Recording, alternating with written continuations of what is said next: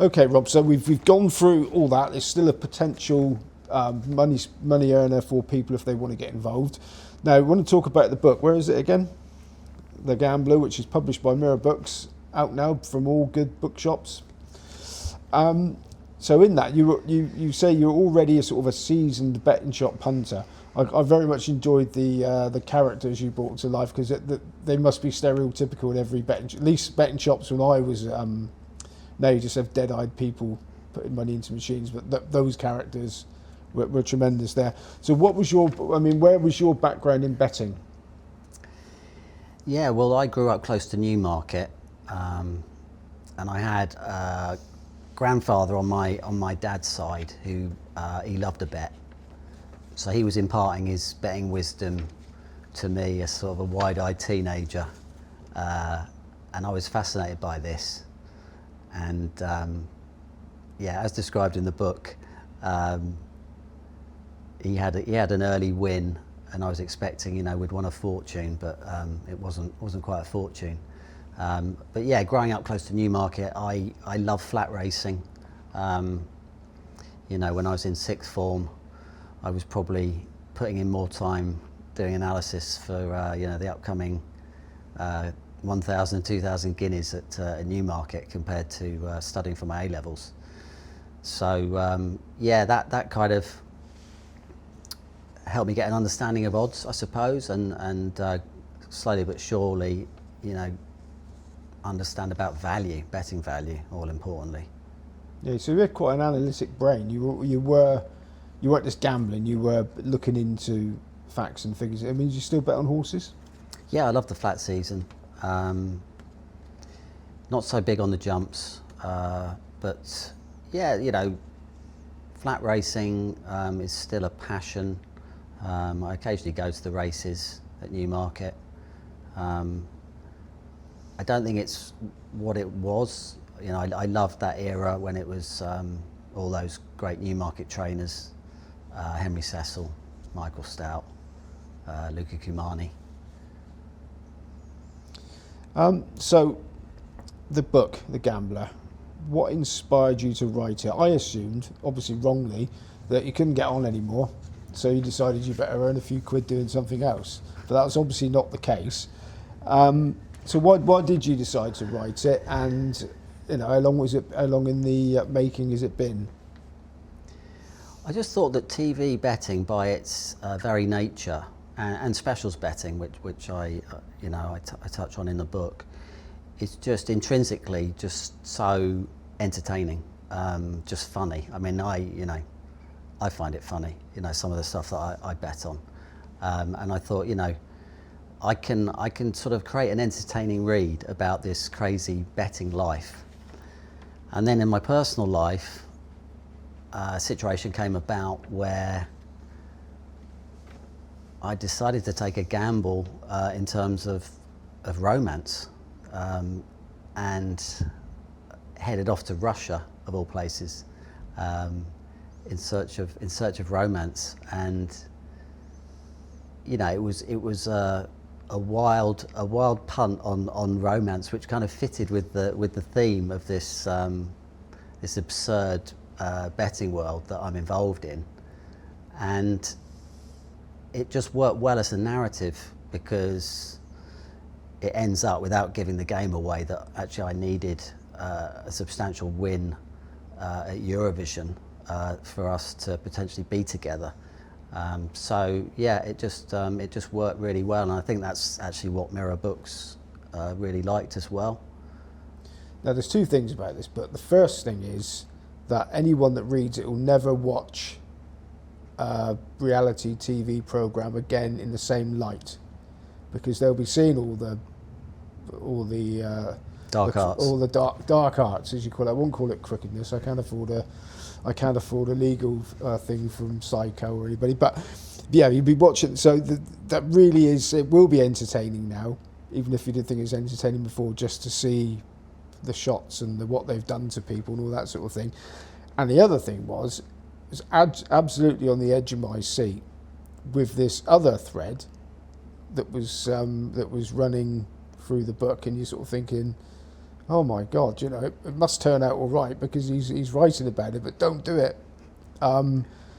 Taking Aeroflot. I mean, for people that haven't been on Aeroflot, what's that like? And we won't get a lawsuit from Aeroflot, I'm sure, but. I've always enjoyed travelling. I travel around the world with a buddy of mine when I was in my mid-20s. I always wanted to go to new countries. And Russia, I'd never been to. So I was a little bit fascinated to visit Russia. And obviously, when you look at the world today, you think, how on earth did I even get out there? But it was very different back then. That was 2011. And you could travel freely, and you're absolutely fine to travel there. Yeah, flew with Aeroflot. Not sure I'd recommend it. It was sort of a fast turnaround from departure gate to takeoff. That was the thing that shocked me, which again I've written about in the book. We were sort of taxiing down the runway, and I'd barely got my seatbelt on. But yeah, and then it was like wild applause when the plane landed in Russia, the internal flight I took, and I'm thinking, okay, so yeah, I've really this is seat of the pants stuff. Well, but you're sort of laughing and smiling about it now. But in any other type of book, you could have ended up in a cellar somewhere, tied up with duct tape, and your mum and dad could have been sent a ransom note with a little video of you filmed on a great. It was like. Obviously, I must admit, obviously, don't do it. But it was a leap of faith, no doubt. But I felt pretty confident that the woman I was meeting, she was fully legit. We'd struck up a good rapport, and I write about it a bit tongue in cheek about being afraid that I was going to be taken into a forest somewhere and held at gunpoint, but no, it was fine. But in hindsight, don't you actually think that it was probably a proper gamble? Definitely was a gamble, without a doubt. And yeah, then I had another trip to Russia, and I was there for 3 months. So that was interesting though, just to experience modern day Russia. It's provincial Russia, and again, I just thought this is great material potentially for a book. Just to write about this and the chaos and the craziness of life out there. And again, that sort of fitted in with the theme of the crazy betting life. Yeah, and you were able to sort of carry on with your betting life while you were there. I was, yeah. It was fast broadband. Obviously a bit of a time difference, so I was a night owl, getting live streams on my laptop of Strictly and X Factor. But yeah, I was able to carry on doing what I was doing in the UK. And that they found your jogging kit entertaining. Yes, yeah. This is not standard Russian behaviour. I was later to learn to go running on the side of the road. Yeah, they thought, what's this crazy guy up to? And once again, we won't give everything away, but then there's another twist to that with stolen passports and seat your pants stuff again. There was a lot of red tape that we had to negotiate, and it got scary a few times along the way, and we thought we were going to be tripped up. I don't want to give away the ending of the story, but it was a bit of a roller coaster. I will mention that Rob has come alone today. That's not a spoiler. Anyway, so and I'm assuming the byline on the front of the book, and taking the biggest chance of all, refers to that sort of thing. How much input did you have into what they've? Was there anything edited out that they said that was a little bit too much, or? Yeah, well, you've got to be careful with libel. We've buggered up here then, haven't we? Changing the names of characters, just slightly tweaking things was very important. Because yes, obviously, the Mirror are well aware of that. With the Daily Mirror and their day-to-day news stories, making sure they're not going to be libelled. So had to be careful with a bit of that. and I was a little bit in their hands, because you think, well, these people know how books are sold.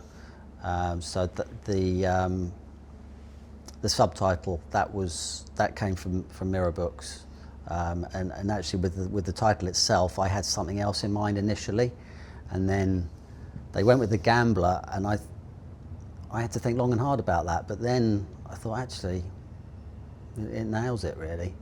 And then there's this Dostoevsky book called The Gambler, and it's actually referenced in the book, so that was quite a neat coincidence.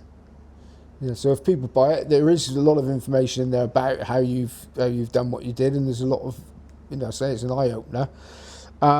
Would you? Final question: would you go to Eurovision just for fun? Would you go there, or is it always got a bit of? Would you watch any of these programs just for fun, or have you got to have a bet on them?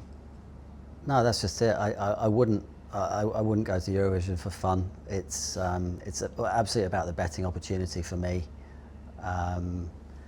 And yeah, same with the other shows. I mean, I don't mind Strictly Come Dancing, but I think it's not quite what it was. It's heavily stage managed now,